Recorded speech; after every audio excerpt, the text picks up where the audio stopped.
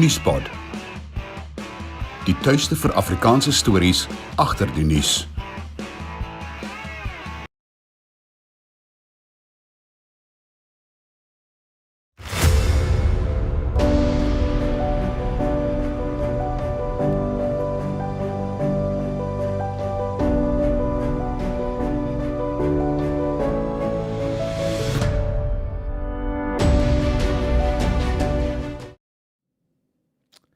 Dit is maandag 22 Januarie, dit het pas 7 uur geword. Jy kyk na Stroomop, Nuuspod se daaglikse kommentaar op koerantnuus en ander aanlyn nuus.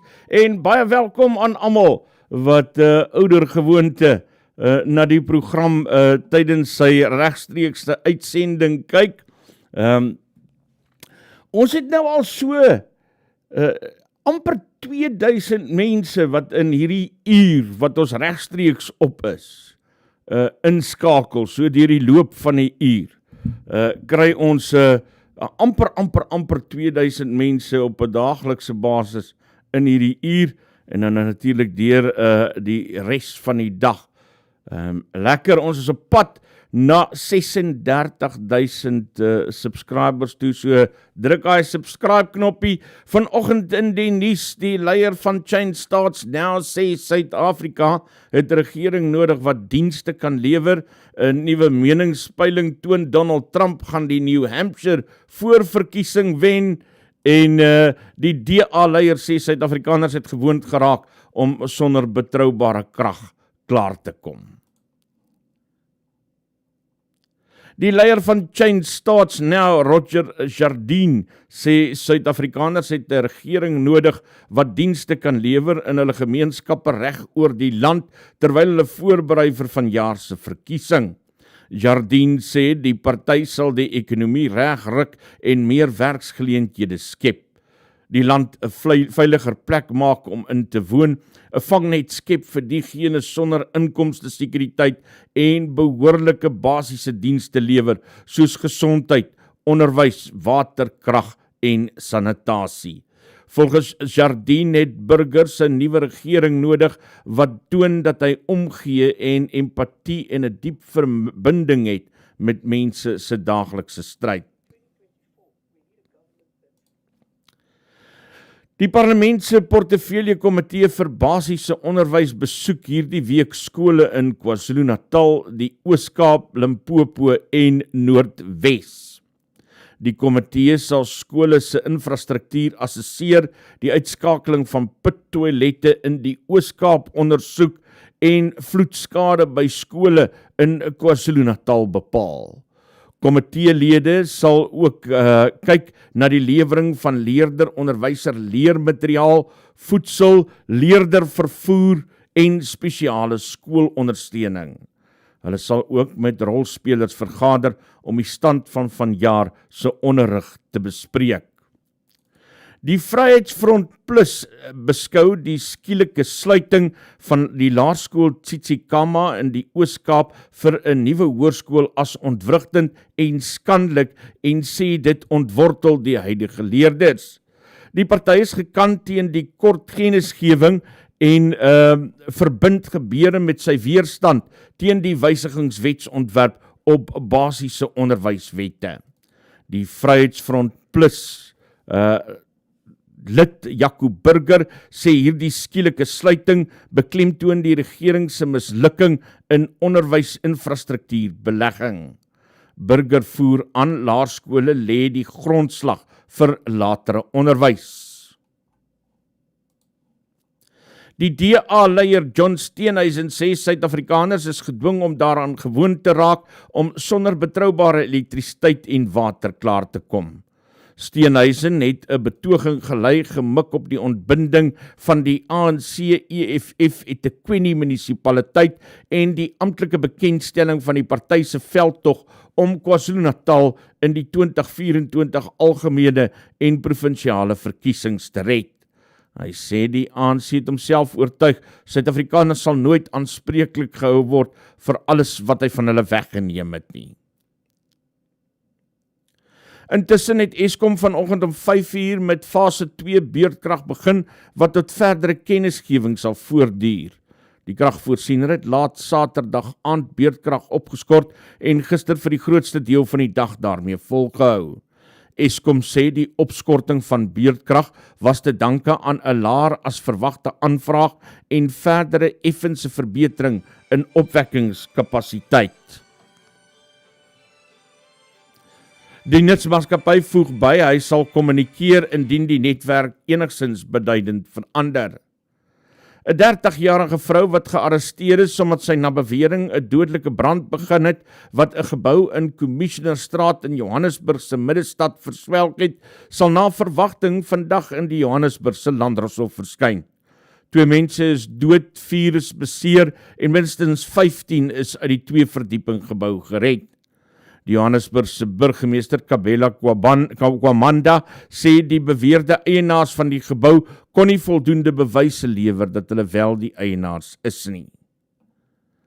Die minister van Samewerkende Regering en Tradisionele Sake, Thembi Kadiming, het die vloedgetuisterde distrikte in KwaZulu-Natal as rampgebiede verklaar. Die distrikte waaronder Utugela, eThekwini en Ugu word sedert verlede maand deur stortreën getuister. 23 mense is reeds dood met paaie en infrastruktuur wat ernstig beskadig is. Nkadimeng sê die rampverklaring sal die provinsiale regering in staat stel om sy begrotings te herprioritiseer en so gou moontlik met herstelwerk te begin.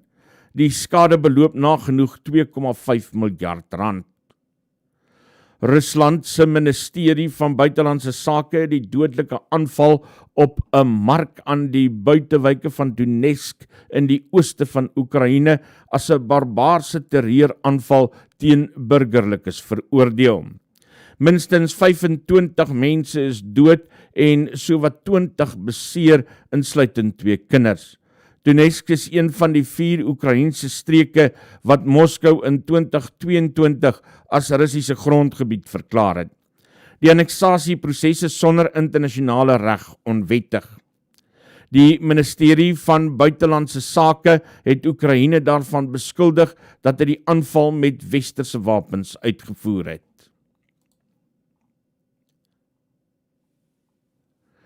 Oud-president Donald Trump is blykbaar die gunsteling om môre die Republikeinse presidensiële voorverkiesing in New Hampshire te wen na sy oortuigende sege verlede week in die Iowa caucusse. 'n Nuwe CNN-peiling deur die Universiteit van New Hampshire toon Trump het 50% steun onder moontlike Republikeinse kiesers in die staat, terwyl sy naaste teenstander, die voormalige gouverneur van Suid-Carolina, Nikki Haley, 39% het. Trump het nou vir sy herverkiesing die ondersteuning van 26 Republikeinse senators. Dis jou nuusbulletin hier op Stroomop. Kom ons gaan na Frans de Klerk toe en ons gaan hoor, hoe gaan dit met die finansies?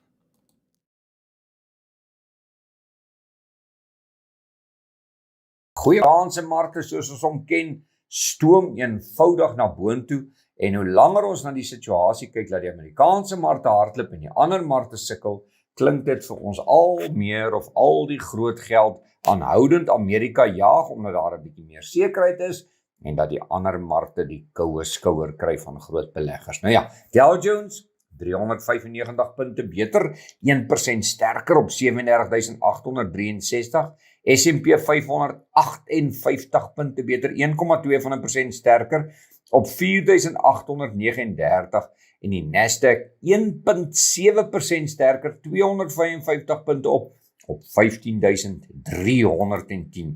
Ooste vanmôre ken ons nou al die storie, Nikkei van Japan op, Hang Seng af, Australiaanse indeks 42 punte beter, 0,5% sterker, op 7.463, Nikkei op 'n algehele hoogtepunt 412 punte op, 1,1% sterker, op 36.375 en die Nasdaq, die Hang Seng, kan julle glo, weer 2% laer, 316 punte af, op 14.992. Hier by ons plaaslike mark, het Vrydag daarom gelukkig teen die wind ingeseil en positief gewees, so dit gee almal daarom so 'n bietjie van hoop dat hy daarom dalk kan hou. Hy het ook maar 'n moeilike tyd agter die blad. Ons sal maar moet kyk of hy kan hou en of dit werklik kan aan die gang kom. Nou ja, kom, top 40 indeks, 337 punte beter, 0,5% sterker, sluit op 66.346, algehele indeks, 132 punte op, 0,1% sterker,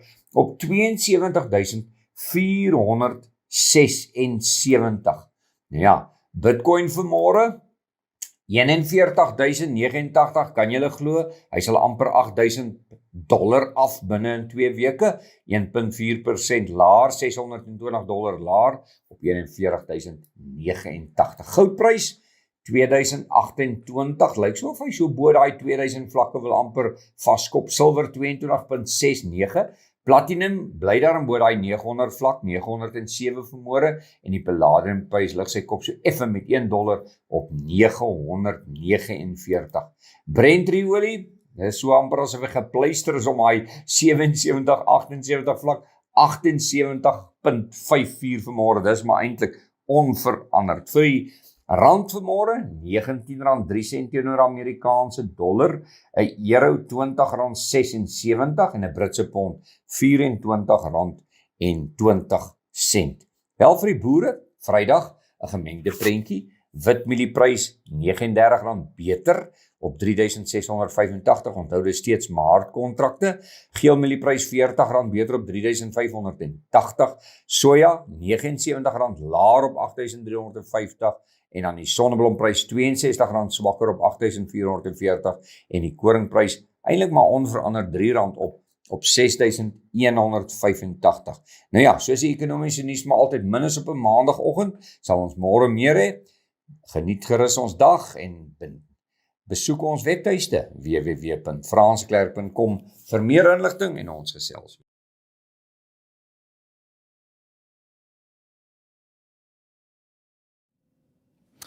12 minute oor 7. Goeiemôre, jy kyk Stroomop hier op Nuuspod, ons daaglikse kommentaar op koerantnuus en ander aanlyn nuus. Ek sien Henk sê, "Sjoe, die sak is vroeg vanmôre." Ja, okay. Daar's goed waarteen 'n mens nie kan stry in die lewe nie en waarteen jy liewers nie moet stry nie. Die feit is, ek is hier.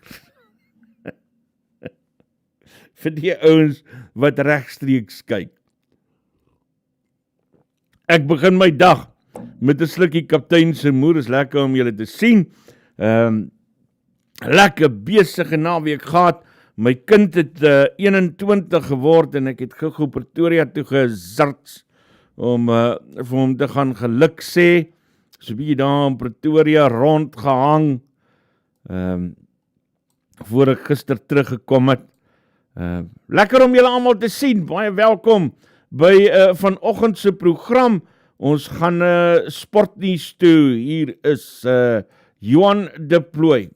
Goeiemôre, ek is Johan de Plooy. Bafana het Namibië met 4-0 verslaan en hulle hoop lewend gehou om die laaste 16 van die Afrika Nasies beker in die Ivoorkus te haal. 2 doele deur Themba Zwane, Percy Tau se verdoelde strafskop en 'n doel deur Tapelo Maseko laat in die wedstryd het Suid-Afrika die tweede plek in groep E besorg, 1 punt agter die voorlopers van Mali. Bafana moet Woensdag Tunesië wen om die uitloopfase te haal en afrigter Hugo Bruges sê sy span se selfvertroue het 'n hupstoot gekry.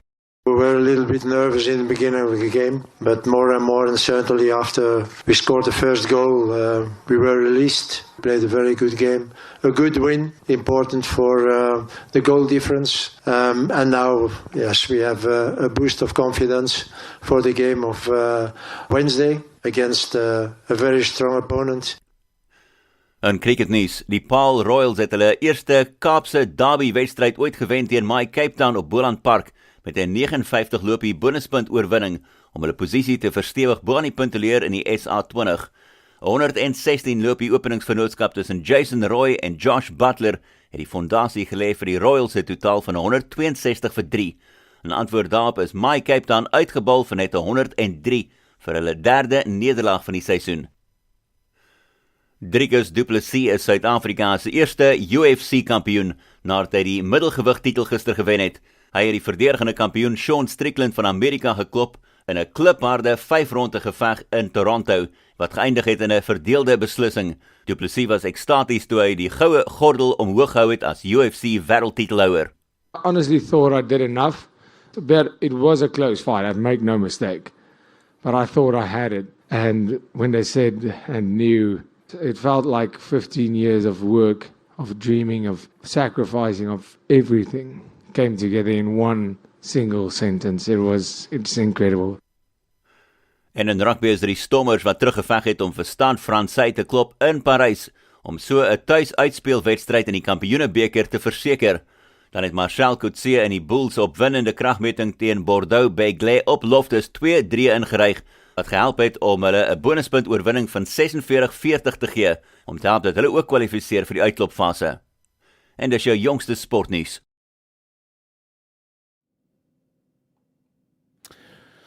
Kwart oor 7, dankie Johan de Plooy wat vir ons die nuutste sportinligting daaroor gegee het. Ons sien nou kom my goeie vriend Arnaldo Paulo ook sommer hier by my sit.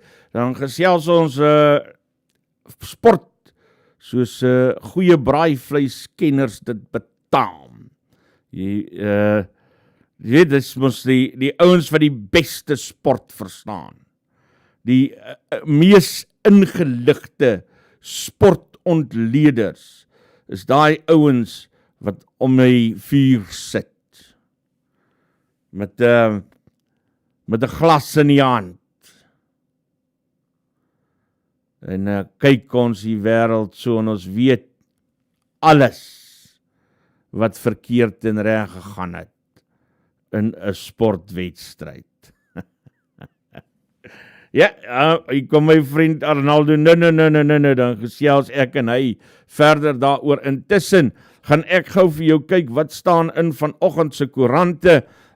Business Day skryf die graderingsagentskap Fitch het kennis geneem van die Suid-Afrikaanse regering se reddingsboei van 50 miljard rand aan Transnet oor die volgende 2 boekjare. Dit sal meebring dat staatsskuld skerper styg as projeksies, maar die agentskap het aangedui dat hy nie binnekort die land se gradering van BB- sal aanpas nie. Beeld lei met die oorwinning van Dricus Du Plessis oor Sean Strickland en die verowering van die middelgewig United Fighting Kampioenskaps titel. Gelukswensings stroom van oral in. En tweedens berig die koerant verskeie opposisiepartye het president Cyril Ramaphosa en adjunkpresident Paul Mashatile gewaarsku om nie lugmagvlugte vir ANC bedrywighede te misbruik nie. The Star en Pretoria News skryf die grootkoppe van die ANC in KwaZulu-Natal sê oud-president Jacob Zuma hou nie 'n gevaar in nie en berig ook Johannesburg is nie 'n skaduwee van die stad wat dit was nie. Sowetan berig die Johannesburgse sakekern is 'n brandgevaar met talle geboue wat nie aan brandregulasies voldoen nie. The Citizen skryf die inwoners van Birchley in Kempton Park het talle vrae oor 'n skool in die gebied wat oornag in Wendyhuise opgerig is sonder enige toiletgeriewe. Die Gautengse regering sê egter die skool is wettig. Volksblad in Bloemfontein lei ook met Dricus se oorwinning. Dan word berig 3 kinders in die naweek in 2 afsonderlike voorvalle in Bloemfontein en in Staankopf in die Noord-Kaap verdrink. Dis eintlik nie Bloemfontein nie, is Bultfontein as ek daai storie reg onthou. Ek gaan nou na daai besonderhede kyk, maar as ek reg onthou, het dit op Bultfontein gebeur. Laastens skryf die koerant die Vrystaat het nie net die hoogste matriekslaagsyfer aangeteken nie, die meeste leerders wat 100% vir vakke ontvang het, kom ook uit die provinsie. Die Burger berig eerstens die Villagers Newton Rugby Club in die Parel se speler van die jaar, die 22-jarige Trevino Maarman, het in die Bergrivier verdrink. Dan skryf die koerant ook oor Dricus Du Plessis se geveg en laastens word berig 215 spelers van die hoërskool Parelvallei in Somerset Wes, Luke Engelbrecht en Jonathan Roos het die rekordboeke herskryf toe hulle 'n vennootskap van 406 lopies behaal het. Cape Times skryf die minister van openbare werke en infrastruktuur, Sisile Zikalala, wat uit KwaZulu-Natal afkomstig is, sê die ANC is nie bang vir Zuma se nuwe party nie. Tweedens berig die koerant ook oor Dricus wat sy pad na die wêreldtitel met sy vuiste oop beklei het. The Herald in Tebega berig 'n voormalige burgemeester van Nelson Mandela Bay, Ngababanga, het aangesluit by die betogings teen Israel. Hy het die strate en winkelsentrums ingevaar met 'n Palestynse vlag en 'n plakkaat. En tweedens skryf die koerant meer as 500.000 mense het Nelson Mandela Bay in Desember besoek en meer as 500 miljoen rand bestee. Dis volgens 'n munisipale verslag baie beter as 2022.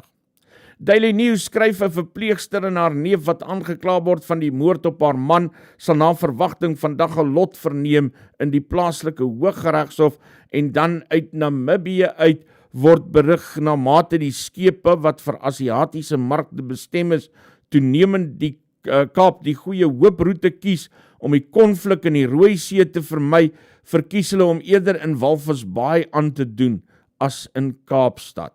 Hartseer storie, nee, but true.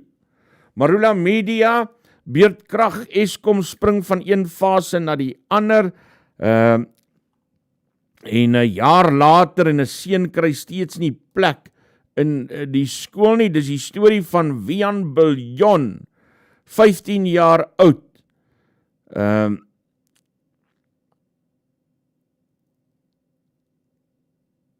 Wil hy na die Afrikaanse hoërskool, waarheen hy wil gaan, is om die hoek van hulle huis. Maar die hoërskool is chok en blok vol, en Wian moet nou by die huis sit, terwyl sy ewe knie al 3 dae lank met hulle graad 9 jaar besig is. Dis boonop die tweede jaar dat Wian nie 'n plek in 'n skool in die omgewing kon kry nie. Die gemors het in Desember 2022 begin, toe Wian en sy ma Benetta skielik van Alberton na Kempton Park aan die Oosrand moes verhuis. Dit was kort nadat Wian deur die Gautengse onderwysdepartement in hoërskool Dinamika in Alberton geplaas is, waar hy sy graad 8 jaar sou begin. Sy ma het toe die departement dringend genader om Wian na 'n ander skool in hulle omgewing oor te plaas, maar dit het nooit gebeur nie, en dit was te ver en te duur om Wian elke dag van Kempton Park na Alberton te vervoer, en Benetta was uiteindelik genoop om Wian by 'n aanlyn skool in te skryf. So het hy sy graad 8 jaar by Think Digital voltooi teen R12.000.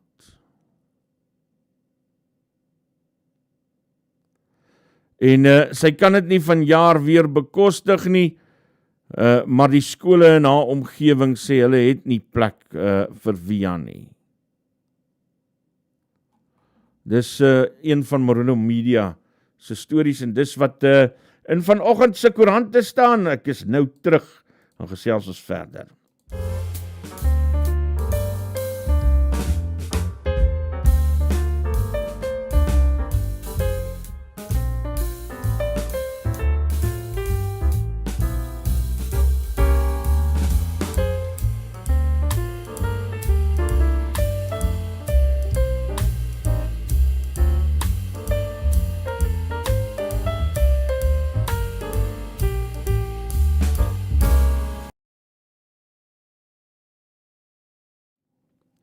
(23:07) op Stroomop. Ek sien Karina Lourens Nel bevestig met my, ja, dit is hoërskool Bultfontein.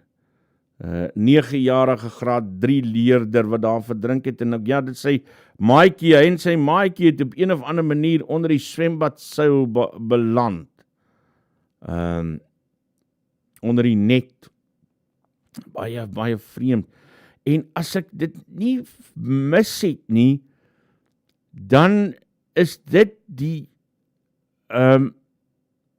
tweede soortgelyke voorval wat Bultfontein in 'n jaar tref. Daar was so jare wat gelede, dalk is dit 'n bietjie meer as 'n jaar, wat daar die ander klein seentjie ook by sy vriende gaan speel het, op die plaas, en hy toe nou vasgeval het in die water en verdrink het. Tragies. Och, dit is water. Ek eis as ek dink hoe ons as kinders, ek en my vriend Junior Steenkamp, langs die Modderrivier,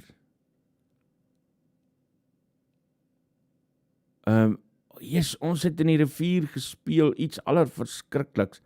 En eintlik was dit bitter gevaarlik. Ons was 2 klein sip-A-seentjies wat daaglikse in die rivier gaan speel het. Ja, mens wil dit amper nie bedink. Dis baie erg. Baie erg. Jy kyk na Stroomop, 25 minute oor 7 en hier is 'n storie wat nog nie in die koerante is nie. Hy sal waarskynlik 'n bietjie later vandag in die koerante verskyn, maar Ysmagashule word deur die ANC Jeugliga in Lewitlapuchwa beskuldig daarvan dat hulle 'n man aangeval het. Hulle het 'n verklaring uitgereik, the ANC Youth League in Lewitlapuchwa. Ek weet nie of ek dit reg uitspreek nie. Notes with utter disgust the physical assault on a member of community whom we will not mention by name for safety by Ysmagashule and his group of thugs masquerading as a political party whom we have been referring to as Ace Criminal Thugs. Dis dan natuurlik die ACT. We have learned with sadness that a member of our community in Ward 4 in Meloding, Virginia, has been faced with an unfortunate incident where a group of people led by Ysmagashule assaulted him physically and resulted to him being hospitalized. The incident is as a result of a member of community refusing to take a t-shirt of ACT. Our position that we support the NDC of the ANC to expel Ace from the ANC has been justified today, that he is nothing but a criminal. We further call the law enforcement to take action on the perpetrators who have appeared on the video footage, including Ace, and to further investigate the guns which were displayed at the scene.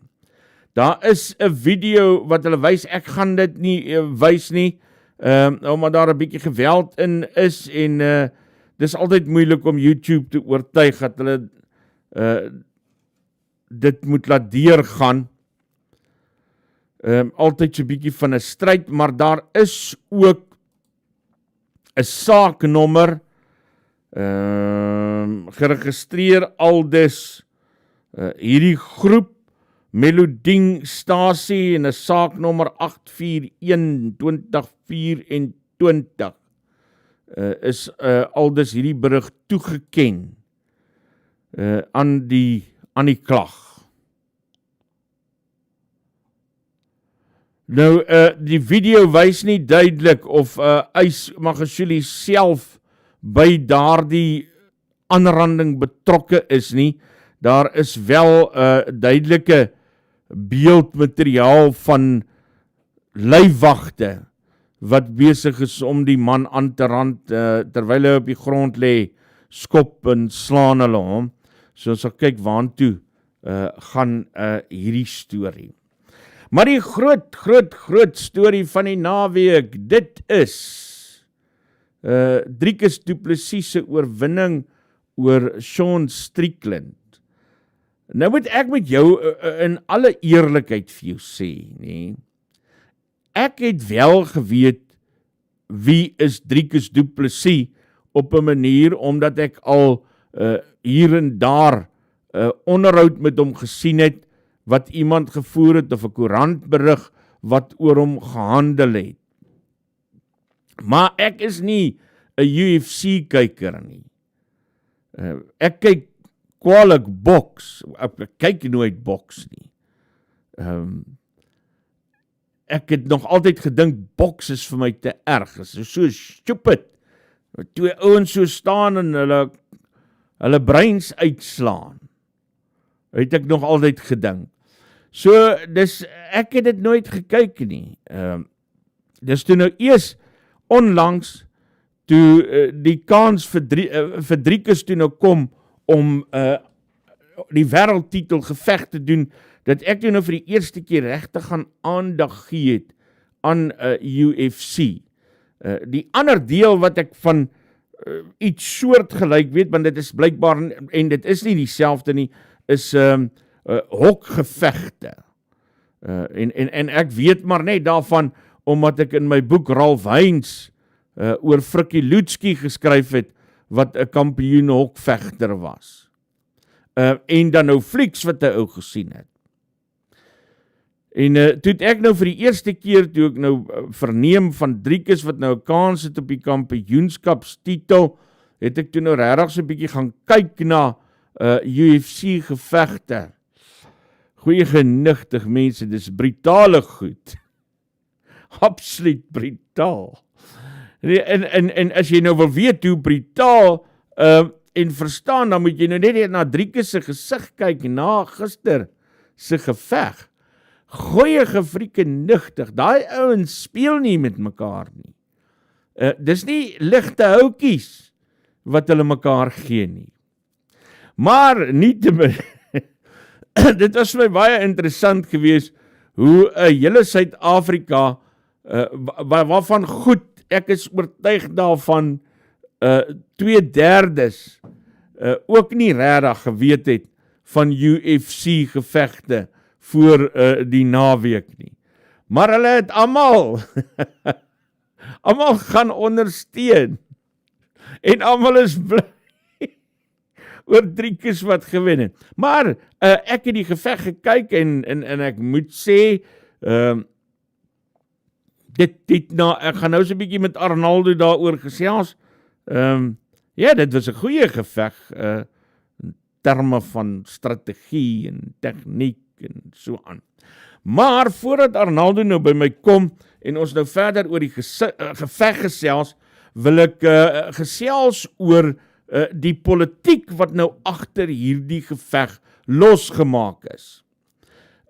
Want Dricus sê toe nou op 'n paar geleenthede in die vooraf media konferensies en dan nou ook na die tyd iets oor plaasaanvalle gesê. En ek wil nou gou daardie stukkie vir julle speel.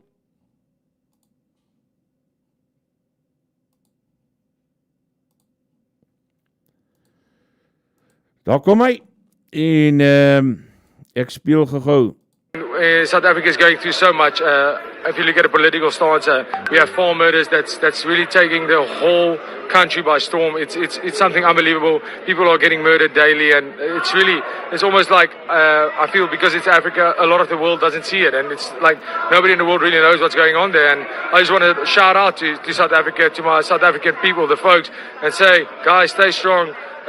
We can beat this battle, and I just get this opportunity on the biggest stage in the world to say, let's stop the 4 murders, and I want the world to see what's happening in South Africa. And it's such a beautiful country. It's really one of the most beautiful countries in the world that's being ruined by stuff like this. And we don't need that, and let's stick together as a country, let's stick together as humanity, and let's beat this thing. South Africa is going through so... Daar is Dricus du Plessis wat oor plaasaanvalle praat, en dit het toe nou 'n redelike debat op Twitter meegebring oor plaasaanvalle, en mense wat dan nou sê, ja, maar daar bestaan nie eintlik so iets nie.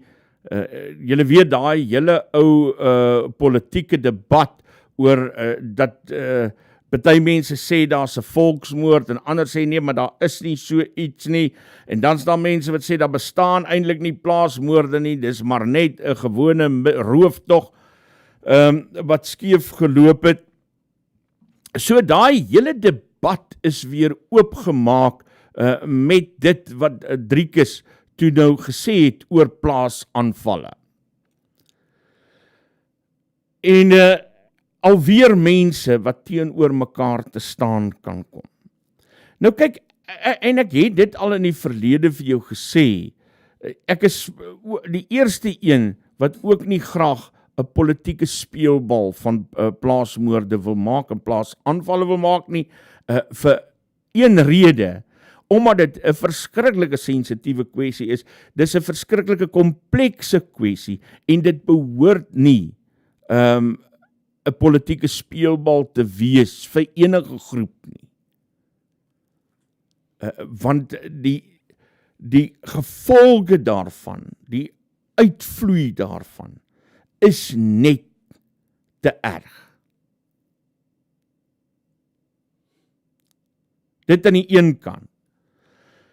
Aan die ander kant, kan 'n mens, durf 'n mens ook nie hierdie ding afwater, want dis wat baie mense doen, sodra jy begin praat oor plaasaanvalle, dan wil hulle die ding begin afwater, juis om te sê, ja, maar julle maak nou politiek daarvan en so. Dis waar, daar is mense wat politiek maak daarvan. Dis waar, daar is mense wat drognuus gebruik om ook die kwessie van plaasaanvalle impetus te gee. Soos die moord van die ma en die seun die ander dag in Alberton, wat as 'n plaasaanval deur iemand geklassifiseer is, maar dis nie waar nie. So daar is sulke mense wat dit doen. Maar die feit dat daar mense is wat jok, en die mense wat vals is en het vir valse doeleindes gebruik, maak nie die verskynsel daarvan af nie. Die feit bly staan. Daar is plaasaanvalle, en plaasaanvalle het spesifieke kenmerke wat nie met 'n gewone rooftog verbind kan word nie. Gaan kyk jy maar na elke toneel waar 'n plaasaanval, 'n plaasmoord was, 'n plaasaanval en mense aangerand is. Gaan kyk na die intensiteit daarvan. Die wrede manier waarop mense doodgemaak word. Mense wat met hulle hande agter hulle koppe en hulle voete vasgemaak word en op die manier doodgemaak word.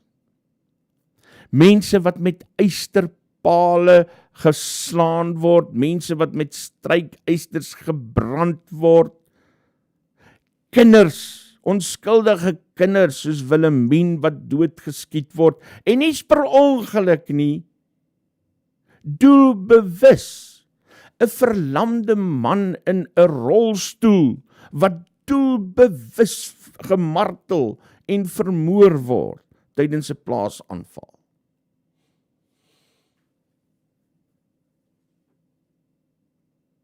Moet dan asseblief nie probeer om die verskynsel af te water nie. Word dan eerder deel van die gesprek en 'n mens kyk waar mense sinvolle oplossings hieroor kan kry. Maar om dit af te water is soos om vir 'n verkrachtingsslagoffer te sê, jy het 'n gewone aanranding beleef. Dis dieselfde effek. Want dan disregard jy mense se belewenis van dit wat besig is om met hulle te gebeur.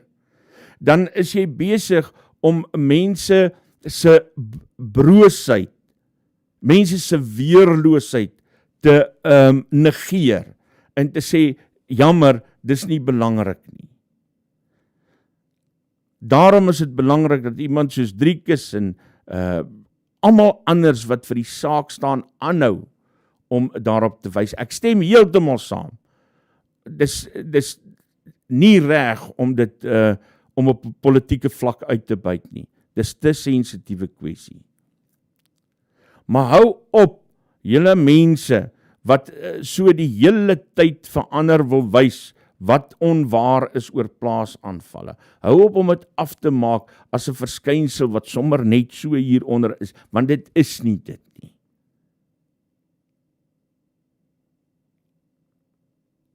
Want daarmee sê jy dat woorde soos kill the boer, kill the farmer geen betekenis het nie. Dat wanneer 'n hele stadion vol mense skree kill the boer, kill the farmer, beteken dit niks nie. Dis twak. Absolute, louter, onverdinde makoukak.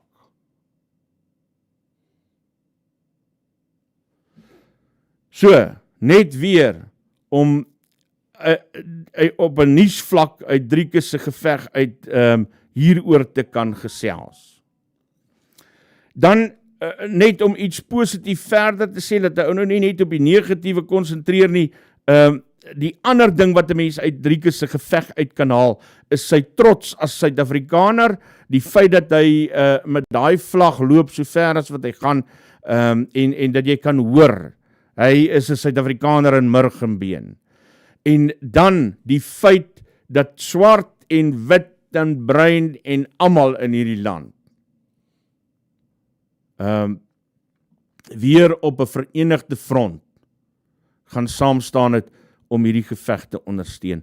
Wys vir jou dat verreweg die meeste mense op grondvlak in hierdie land het 'n begeerte om in vrede en harmonie saam te leef.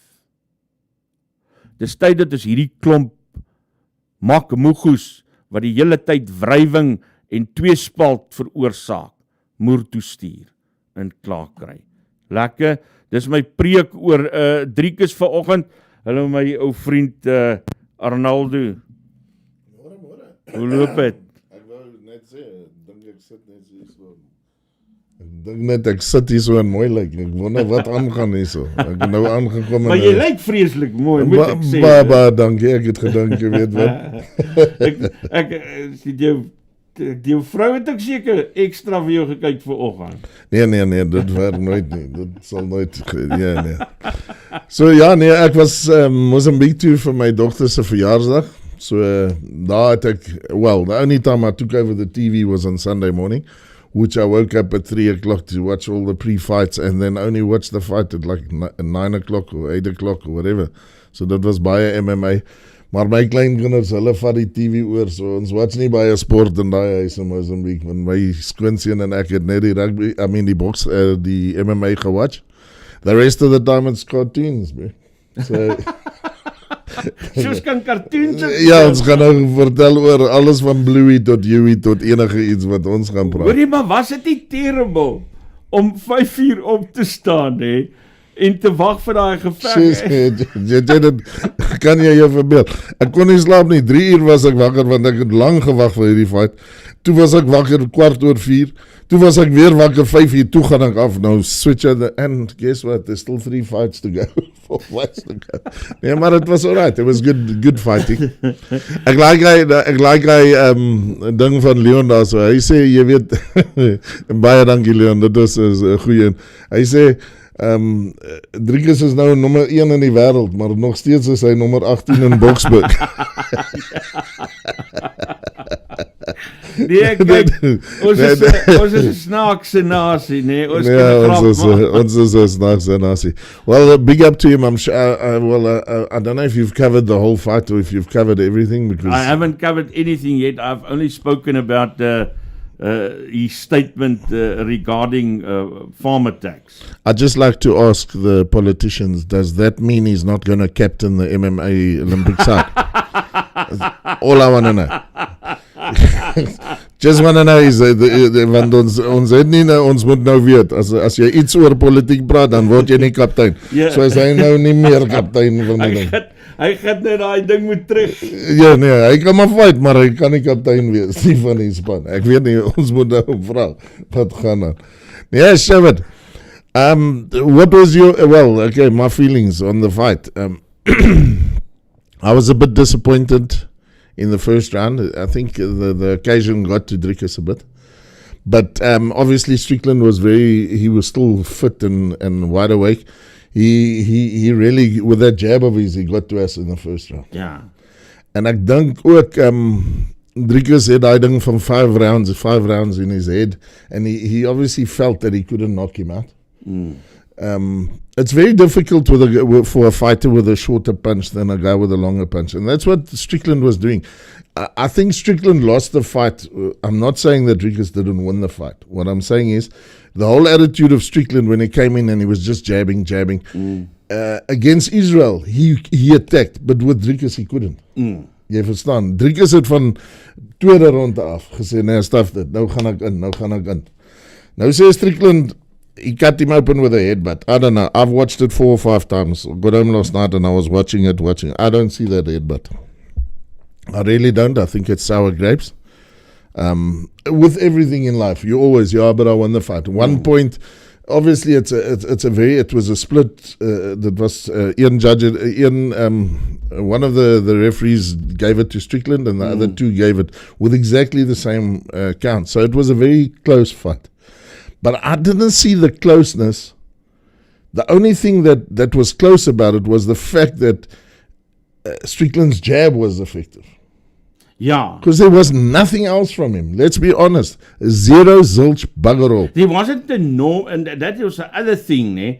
The moment was too big, dink ek vir albei van hulle, want Dricus is gewoonlik ook iemand wat invlieg en volgens die video's wat ek nou al gesien. Ja nee, verseker. Maar that guy is taller than him. Longer reach, everything. So it's a hell of a difficult one. Because if you go in, you're also going to get... it's going to come at you. Maar ek moet vir jou sê, en nou praat ek uit 'n ou wat onkundig is. Ek weet nou maar net, omdat ek nou 'n paar video's gesien het vooraf, om te sien hoe werk hierdie goeters. Maar toe ek nou die geveg dopgehou het, toe ek die gevoel gekry, die eerste 2 rondes is Strickland boebaas gewees. Wel nee, maar ek dink hy was voor. Die derde ronde het vir my min of meer gelyk op verloor, maar die gevoel wat ek in die 4de ronde gekry het, is dat Dricus op pad, as hy ronde nog 'n bietjie langer aanhou het, dan was Strickland weg. In die 4de. In die 5de het Strickland se coach vir hom gesê, nou moet jy moet weet, jy moet nou hierdie geveg wen. I felt in the 5th round it was very equal. The 4th round guaranteed was Dricus was one. And at the end there, I mean, he was going down if it lasted another minute or so. Now, let's get back to what I was saying. Out of 9 takedowns that Dricus attempted, he got him down 7 times. That's how you win a fight. So I want to know, is this boxing or MMA? Because so he was all just with a jab. That's all he did was the jab. And the commentators were saying, Dricus is not coming out. Normally he kicks the guys in the beginning and he gets their feet. Dricus pulled out of the fight against Israel because of his foot being injured. And another thing which worries me is when he walked out of the ring at the end, did you see him limping? Hy het so gelimp. So ek dink hy het homself weer beseer op hy selfde voet.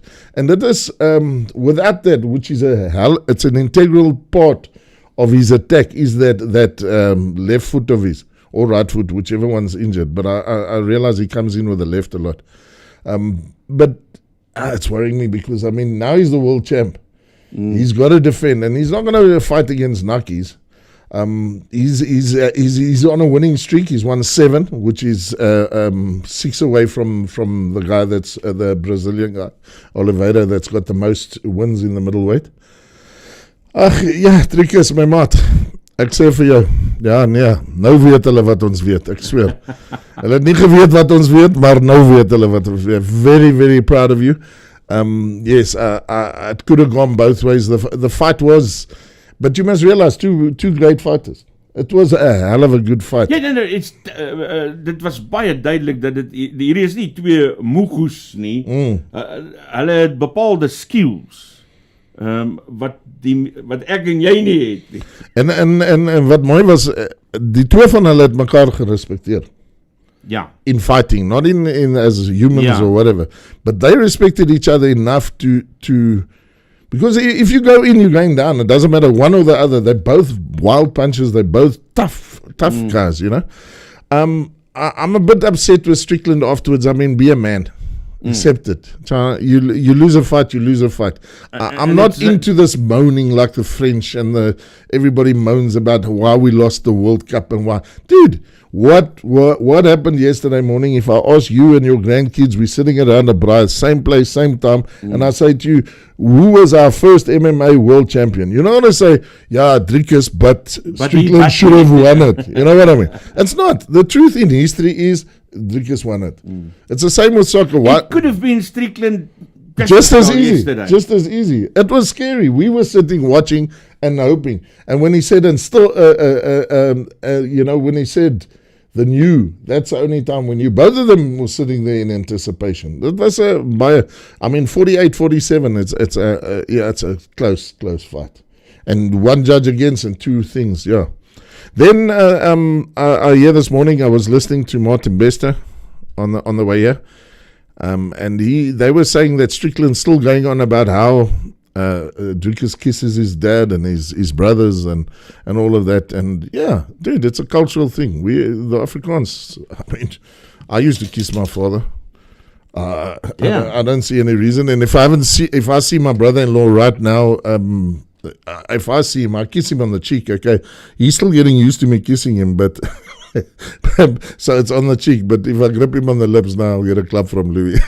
That's not even funny to me. We also did it. Exactly, and I'm sure you still kiss your son when you see him. Yes. It's an Afrikaans tradition, cultural thing. It's you know what, it's your father and son. There's a love there that doesn't make it as Strickland is trying to say.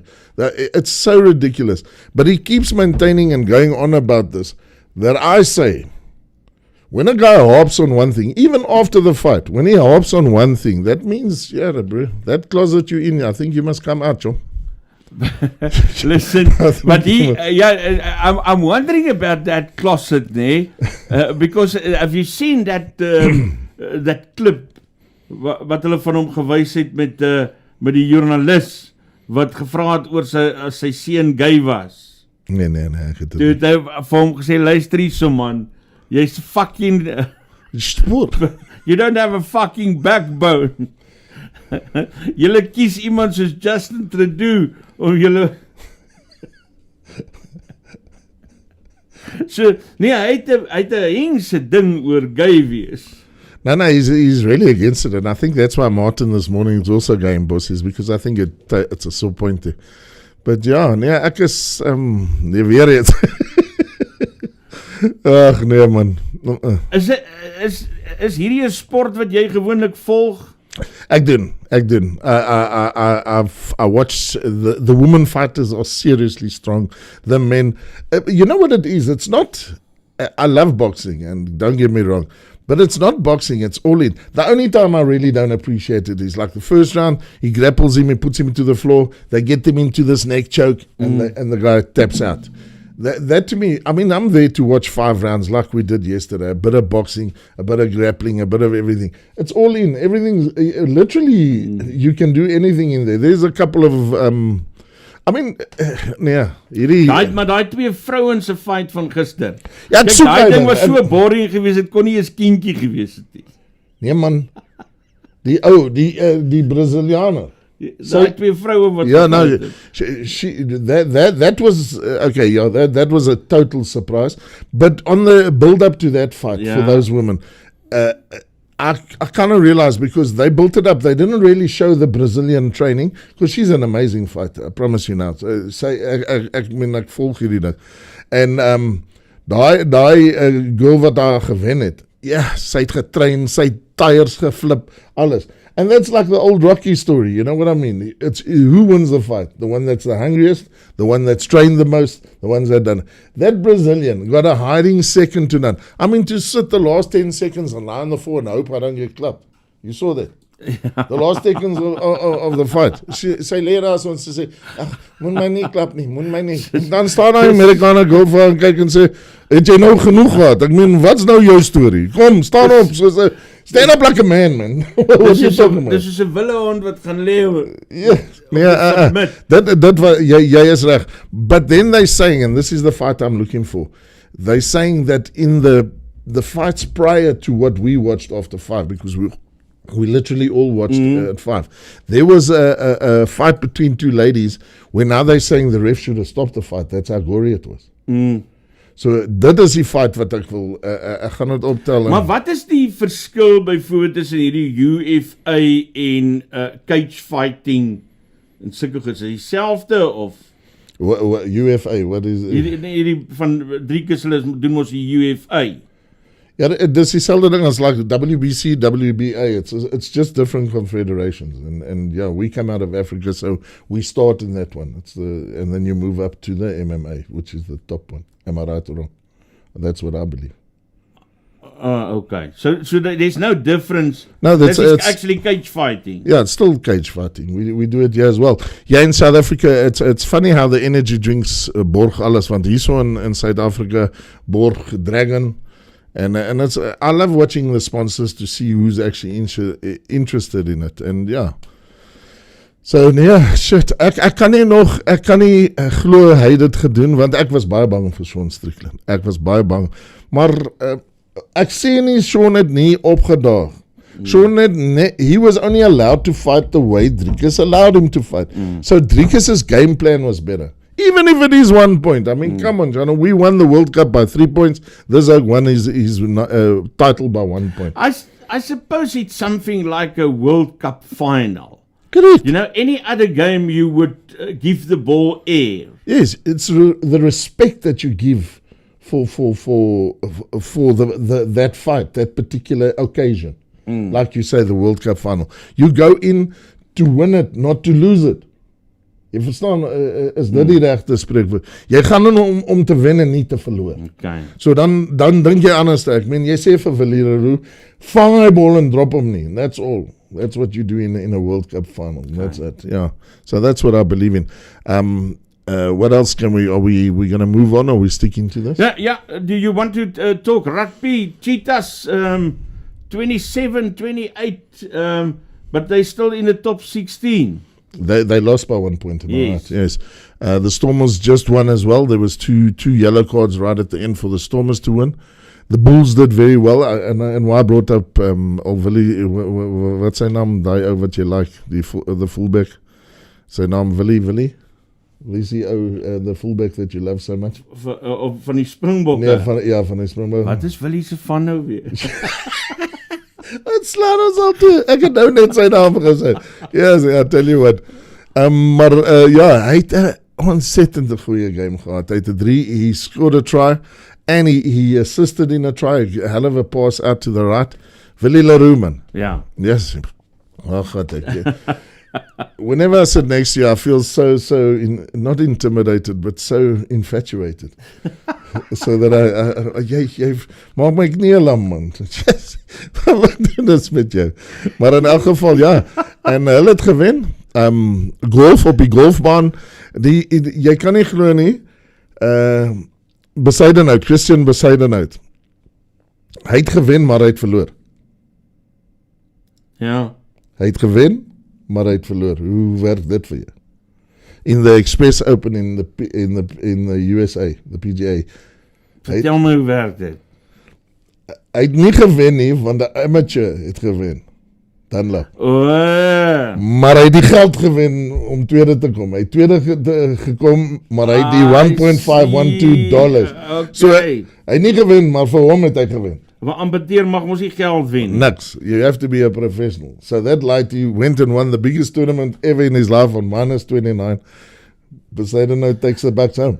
Hoor jy so maar, cricket. That's mooi. Onder 19s. No, I haven't started with that, yeah. Hulle het nie begin nie. Hulle het gewen teen Wes-Indië en Tiger het toe nou een paaltjie gevat. Okay, nee, ek maar die ander nuus is dat Tiger het 7 onderskeidings gekry. Dis wat ek sê. En ek het dit ook gehoor. Ja. So, yeah.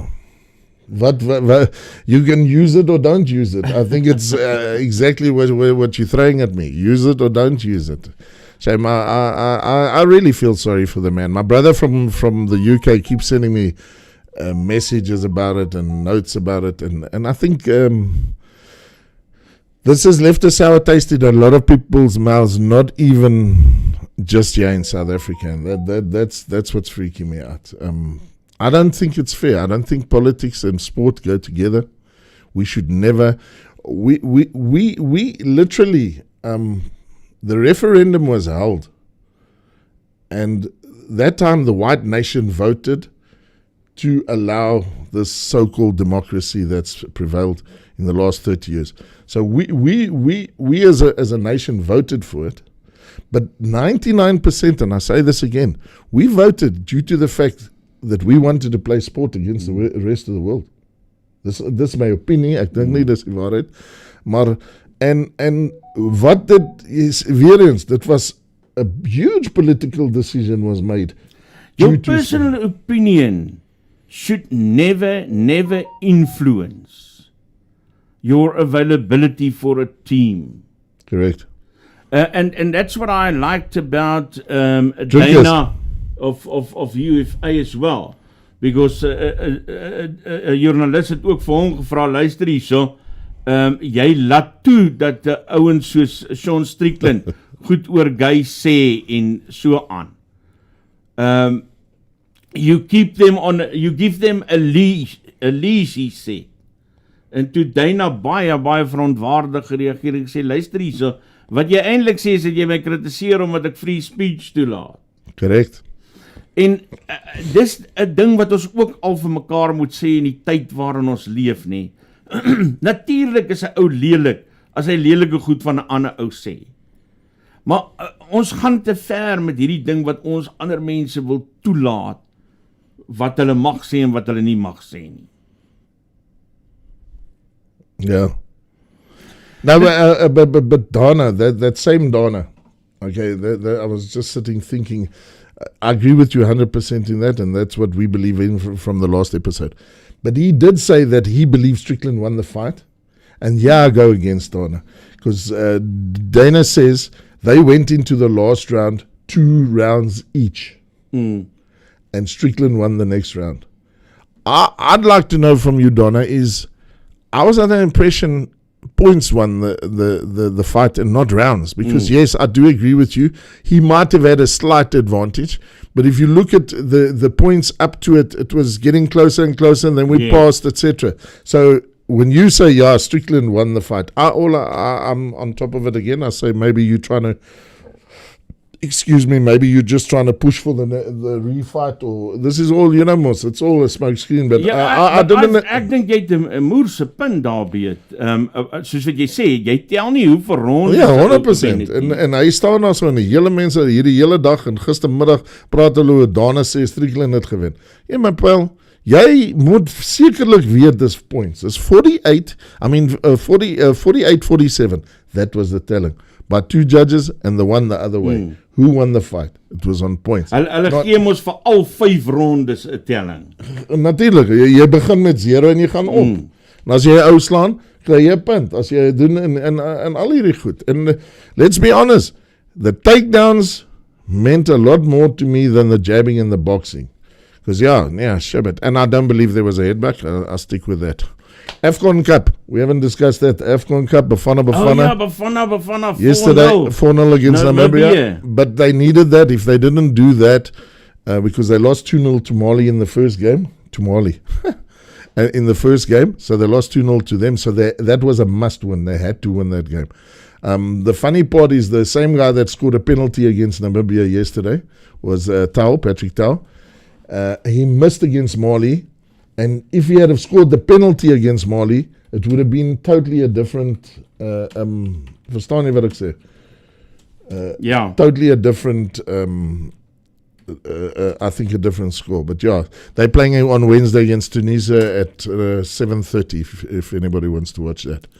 I'm just quickly looking at another story. So Arnaldo, Thys Solomon daar van Australië het my nou daarop gewys. Ek het was nie bewus hiervan nie, want ek het dit nie gesien oor die naweek nie, maar dit gaan oor Sabalenka. en Tjekrekening se tenniswedstryd by die Australiese Ope. Belarusian Arina Sabalenka blocked out the political overtones of a third-round match against Ukraine's Lisha Tjekrekening at the Australian Open on Friday to ease into the second week of the Grand Slam with an easy 6-0 victory. Sabalenka was last scheduled to face the Ukrainian at the Indian Wells last year, but Tjekrekening withdrew after suffering a panic attack.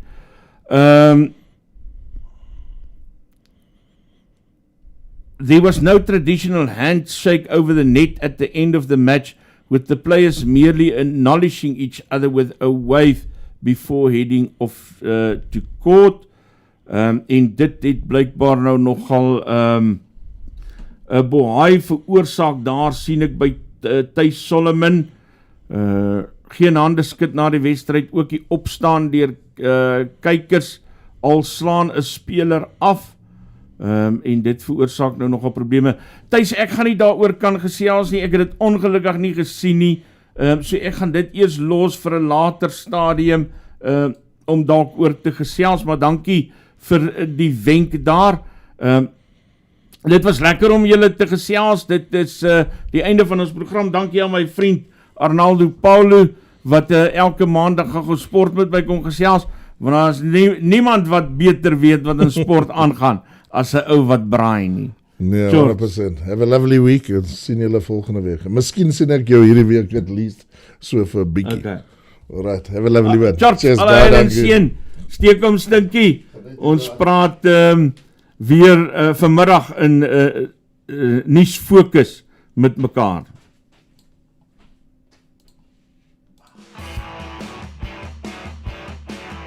Nuuspod. Die tuiste vir Afrikaanse stories agter die nuus.